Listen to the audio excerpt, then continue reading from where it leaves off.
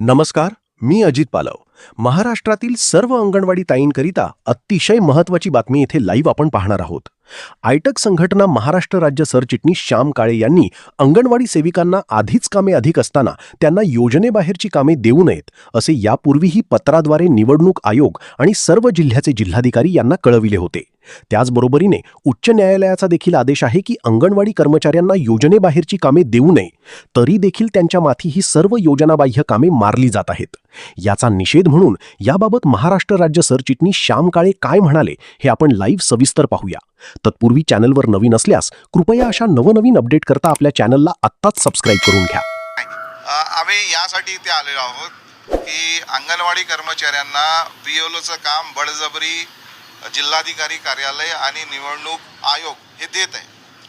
आमच्या विभागाने गेली अनेक वर्ष निवडणूक आयोग आणि सर्व जिल्ह्याच्या जिल्हाधिकाऱ्यांना पत्र लिहून सांगितलं आहे की अंगणवाडीची कामे त्यांनाच अधिक असतात, तेव्हा योजनेबाहेरची कामे त्यांना देऊ नका, असे 12 आदेश आहे. 2012ला मुंबई उच्च न्यायालयाचा निर्णय आहे की अंगणवाडी कर्मचाऱ्यांना योजनाबाह्य कामे देऊ नका, बीएलओची कामं देऊ नका, जनगणनेची कामं देऊ नका. तरीसुद्धा गेल्या महिन्याभरापासून तहसीलदार, BDO, SDO आणि आता कलेक्टर हे अंगणवाडी कर्मचाऱ्यांना बळजबरी करत आहे. तेव्हा त्यांना हे सांगण्यासाठी आम्ही इथे आलेलो आहोत की हे काम आम्ही करणार नाही. महाराष्ट्राची जी आयटक कामगार संघटना आहे आणि त्याच्या अंतर्गत चालणारी महाराष्ट्र राज्य अंगणवाडी बालवाडी कर्मचारी युनियन आहे, आम्ही याचा तीव्र विरोध करतोय. अंगणवाडीमध्ये जी कामं आहेत, विशेषतः FRS फेस रिकग्निशन सिस्टम जे आलेलं आहे, त्याच्यामुळे आता अनेक कामं अंगणवाडी कर्मचारी करू शकत नाही योजनेच्या बाहेरची. या व्यतिरिक्त त्यांना त्यांच्याच मोबाईलमध्ये सकाळपासून रात्री 12-1 वाजेपर्यंत कामं करायची असतात.